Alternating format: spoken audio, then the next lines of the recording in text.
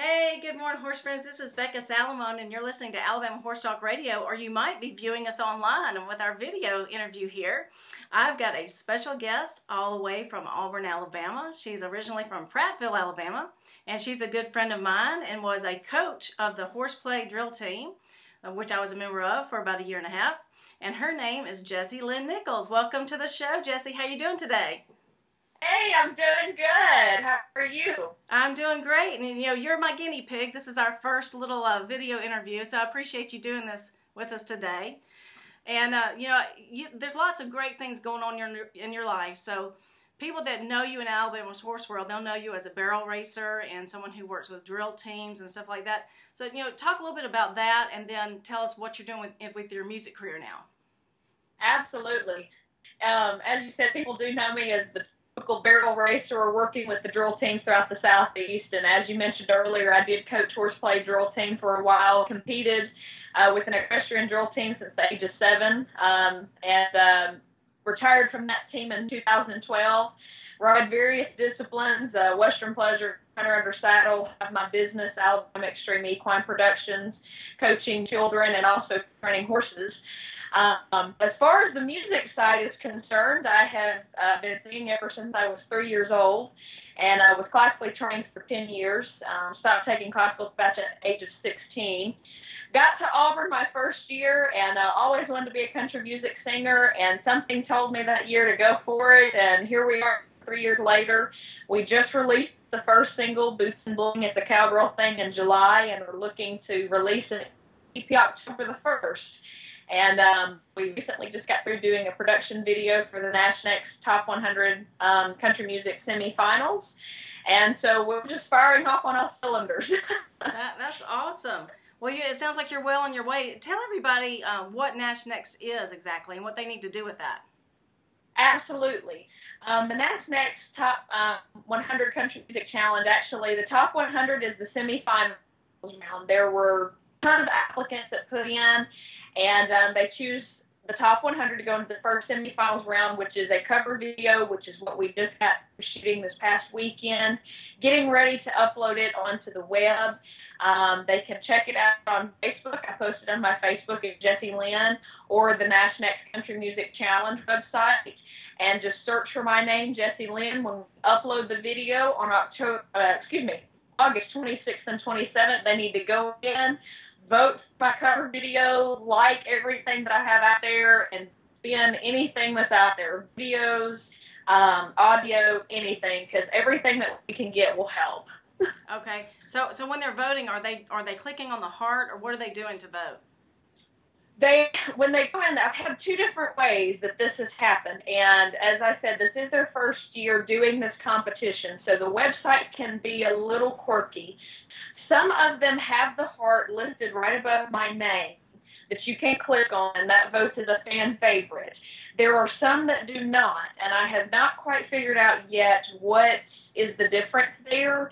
If there is not a heart on the profile, just continue to go out there, vote for my video, spin the records, because the spin count as part of our score, and then if you vote for the cover video as well, it will show as a fan vote. And of course, you do have to go out there and create an account and become a fan. So I really have not figured out yet what is going on with their website, but if there's not a heart, just keep trying to find it and see if it comes up. Okay. Fingers crossed. Okay. Now, how did you get involved with that? Did you hear about it somewhere, or what happened to get you involved with that? Well, very ironically, my mother heard it one day on the radio, and over the past summer, I took the school summer off. Normally, I take a mini-semester, and she had told me about it and said, hey, you need to go check this out and see what this is all about. And I was like, okay, so I pulled it up one day, made an account, and had some issues with it, and just kind of got very frustrated with it and really was not going to do it this year. I'd kind of made up my mind to put it off to next year, have a little bit more prepared stuff. But since we uploaded the single, I uploaded an original video that we had, 70% of the score comes from the judge's impression. And so when I received a phone call that we had made the top 100 and that we had received spins, from around the country, because I didn't push it. I didn't, the profile just, was not working with the website, and I just got very exasperated with it, so I didn't push it. So to find out that we had people listening across the country and that the judges liked it well enough to pull it into the top 100, I was very ecstatic. Yes. And couldn't be more excited. And once we found that out, I was like, okay, we got to figure this out. That's awesome. So tell me, what does it feel like to know that people are listening to you across the country? You know, it's one of those feelings of, you know, you work so hard for a common goal, and you want your music to speak to people and for them to be able to relate to something, which the song Boots and Bling, it's a cowgirl thing. Obviously, it's about cowgirls, but in specifics, I wrote the song talking specifically about the sport of barrel racing. And so that is something that's very near and dear to my heart. I know several of the horse friends, you know, around your area, and even at different barrel races have it. They've asked if they could use it while they're running a barrel pattern, and I cannot tell you, when I was little, that was a huge dream of mine, is having one of my songs played while somebody was barrel racing. And to have that now and to see it having such an impact across the world, well, and I do have some friends across the world from when I was back at a show, back in Germany and France. We have a lot of people that are actually listening to it worldwide, too. So it's one of those feelings to see your hard work put in pay off in so many different ways. And it's almost a real feeling. I can't even explain it sometimes. So country music is where you want to be. You want to be a Nashville recording artist. Is that the idea? That's the idea. I manage everything that I do. I manage every bit of my production, independently produce my own works, contract out a lot of my players, manage my venues. Because I am still a full-time student, I have to pick and choose my time wisely. So it's a lot easier for me to manage myself and not be under what we call the big machine label recording groups, when you're signed under contract and you have to be there and do what they tell you to do. I'm the type of person, I like being able to say what I can and cannot put in my set list. Very big on the gospel aspect, considering that is what I grew up singing in church. Love to have gospel songs put in my set list. And so the idea is, yes, to eventually become, you know, the Nashville recording artist or country music star, but within my own terms. So, okay. Yeah. Yeah. Well, you know, a lot of people that I interview are independent music artists.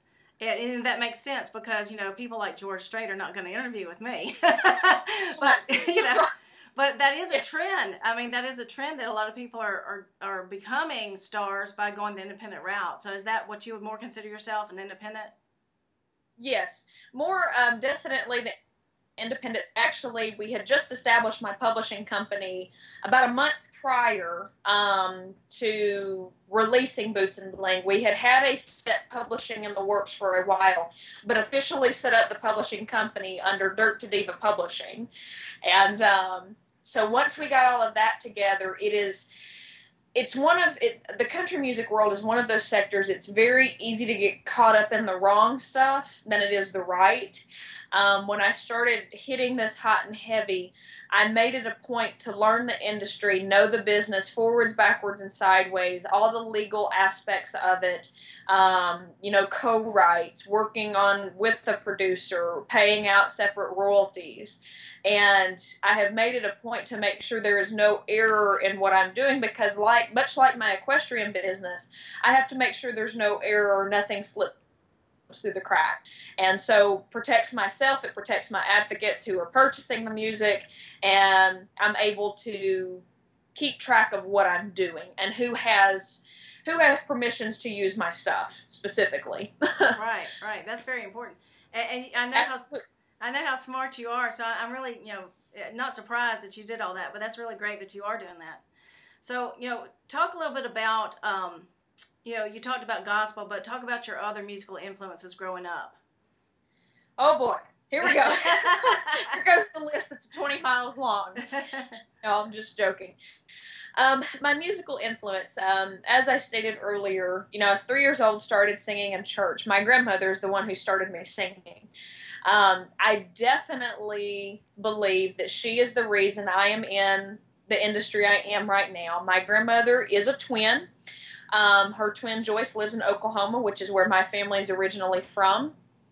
And my great-grandmother, so their mother, who I'm named after, used to sing with the Blackwood Brothers and had the Temple Quartet in Muskogee, Oklahoma, would sing on the radio every Sunday morning, got to travel to the Holy Land with the Blackwood Brothers, and then my grandmother and her twin sister would do their intermission shows, various talent shows, just various venues for the gospel quartets and everything else. So music definitely has a far-running bloodline in my family, and I think it's because of her that I found and acquired the love of music. And because I am named after my great-grandmother, my nan tells me all the time that I sound a lot like her. And, it's one of those weird things, there's so many different aspects of family members that you'll see generations down the road, and they are seeing that. And actually, over the summer, I had both of them come in. This is the first time they had been in the studio in over 30 years. The last time they were in the studio, they liked a month being 11, and it was when they actually cut the vinyl records. Wow. We found my great-grandmother's records dating back to 1949 and 1953, and they still play or in immaculate condition. So definitely the biggest influence in my musical career is my grandmother. Then I definitely have to say, as far as the country music side, Winona Judd, Reba McEntire, Martina McBride, Jody Messina, ironically all the redheads. I say I'm a redhead at heart because I do have that little Spitfire personality, as you well know, me in the pen. Getting that Spitfire personality going. But the stories they have to tell, especially Winona Judd, everybody knows the miraculous story of the Judds. It's, everybody knows it. The things that she went through in life, her music speaks to you. Much like Reba McEntire's, Dolly Parton, absolutely love Dolly Parton, Loretta Lynn. They are the country music artists that the music speaks to you. It's not what is in the country music world today, what we know as bro country. It is country music at its core, and it tells a story, and it's relatable. Today's world, all you're talking about is jacked up trucks and everything else, which is relatable, because, hey, who doesn't want to go for a fun mud ride every once in a while? But to me, the country music industry has changed so much, and I am that typist. Reba McEntire is a master of creating. She's been able to move along with the times. You look all the way back to Fancy and The Night When the Lights Went Out in Georgia, and you look at what she's recording today. She's been able to keep up with the times but remain her original and true self. That's what country music's missing today, and that is why I love all of those artists and try to follow in their footsteps in many different ways. That's awesome. Yeah. I think I saw one of your videos with your family, and that might have been the twins that you were talking about. Did you make a video with them? Yes, it is out on my website. I had a prince out at Whitewater Church out on Highway 82, and that was when Joyce was in town, and I had them come up and do How Great Thou Art with me. Fantastic experience. I don't think there was a dry eye in the house, including mine. I remember I looked over at Joyce one time, and there was just tears running down her eye.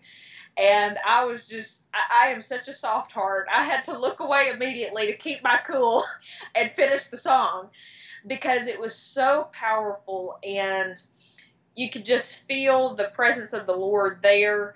It was a fantastic event. It was the first year that they had ever done a get-together of the church congregation out there.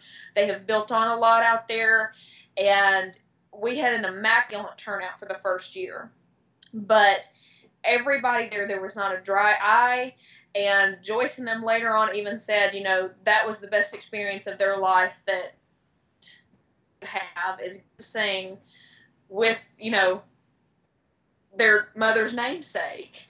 And so very special experience. And I'm very fortunate to have both of them here for them to be able to do that. Yes, I was really glad that you did that. It's good for posterity. Now, yes, absolutely. Tell me, tell me a little bit about your album that's coming out, and then also tell me your favorite song. It can be one of yours or just a favorite song of yours. All right. So the album, I mentioned earlier, we released a single in July, getting ready to release an EP in October. Those will be a few sneak peek previews of what will be on the album. The album we have set tentatively to release in fall of 2016.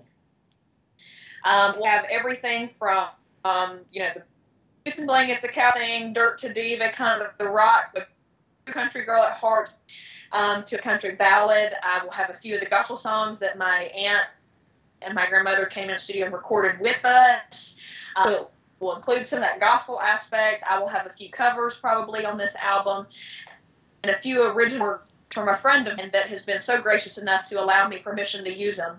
So very excited. It's going to be a very diverse album, and I am so excited to be putting it together. The favorite song, as far as the gospel side is concerned, I definitely have to say How Great Thou Art or The Old Rugged Cross. They have a clear standard message that nobody can miss, and they're just two awesome songs to perform. You can just feel the presence there, and it's always an awesome experience to perform. As far as the country music side, oh man, there's too many to name. As I said, love Reba, love Winona, and all of their works. You could pretty much just give me their whole catalog of this one, and it's great. I guess if I had to choose just one, though, going back to the side, it would have to be Coat of Many Colors by Dolly Parton. That speaks a lot about her childhood, and yet also includes part of the biblical side of it as well. And just merging those two aspects together made for an awesome song, and it made her millions of dollars. So love that song. Awesome. Yeah, I love Dolly as well. So assuming you do very well in this Nash Next and you launch your career forward, where do you see yourself in the next 5 to 10 years? Hopefully on a tour bus touring the nation and the world. That would be fantastic. My goal right now, that is a goal, that is what we're shooting for within the next few years, hopefully. But with me being a full-time student, I obviously want to finish my degree. I only like 2 semesters once this semester is completed of being done. My major's in agriculture communications, so have thought very heavily about going and interning with CMT Productions or RFD TV, housed or stationed out of Nashville.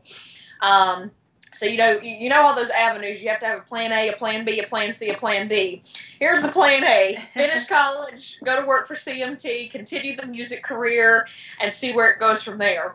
Then the plan B is if we make it all the way through to Nash Next, which that's what we're hoping and praying for, because God knows I would absolutely love it. I would happily take a year off school to go on tour.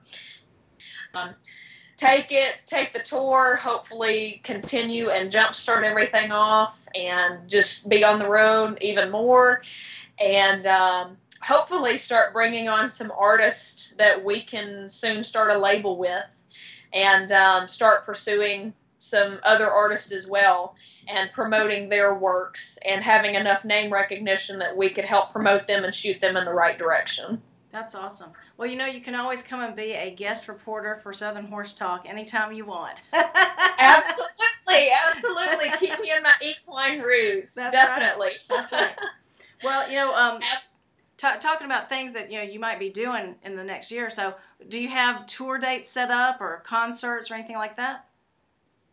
We do have a few things set up. The first thing that comes to mind, we do have an upcoming concert September 11th at the Montgomery Motor Speedway. That would be out the road, past Old Selma, almost all the way to Lounsboro. But we'll be out there for a little while. We'll be doing a short set in between some of the race stock and some of the practice runs. Then our big set that we have coming up in October, it will be October 3rd at Ag Heritage Park in Auburn. It's for the Ag Roundup tailgate that the College of Agriculture and the Agriculture Alumni Association host every year. This will be my second consecutive year being the exclusive entertainment. the entertainment before involved a PA system and a DJ, so we've replaced that. And this year we have about a 3-hour set planned, so it may be altered just a little bit between announcements and everything else, but that is the date of the homecoming game for Auburn, and we are so excited that they've asked us back this year, because that's always a great venue to play. We'll have the full band out there set up, ready to go, and then of course, as you know, we get closer to Christmas and Thanksgiving, we will start setting up holiday events, and have a few New Year's things possibly in the work, but got to get back some word on those. Okay. Well, you know, we just have a few seconds left, so why don't you go ahead and share your contact information with everybody and your final take-home message that you want to get out. Sure, absolutely. Definitely connect with me on Facebook. You can look me up with Jessie Lynn. That is my music page. You can friend me on Facebook or go out and like my music page. Website is www.jessielynn.net. You can go out there, reach me through Facebook. My email should be out there, but if it's not, my email is jessnichols@bellsouth.net, and if you guys ever can, feel free to contact me. And I guess the take-home message for me is, no matter what your dreams are, no matter how big they are, always follow them and never give up on them. You know, the country music dream's always been a big dream of mine. Taking the bull by the horns and going with it. There you go. That's a great message and great advice for everybody. Thank you so much for coming on here, Jessie, and sharing your horse story with us. I really appreciate it. Thank you for having me. I greatly appreciate it. Awesome. And listeners, you can go and find more information at alabamahorsetalk.com. You can listen to the show on Tuesdays at 8 a.m. And now you can watch us online on YouTube. So look up look us up on the Alabama Horse Talk YouTube channel. And be looking for the Southern Horse Talk very soon. We're gonna, you know, we've already started that on the Facebook group. We're gonna be starting our site and our YouTube and all the social media very soon. So y'all watch that as well. Thanks again, Jessie. Appreciate it. Thank you. All right.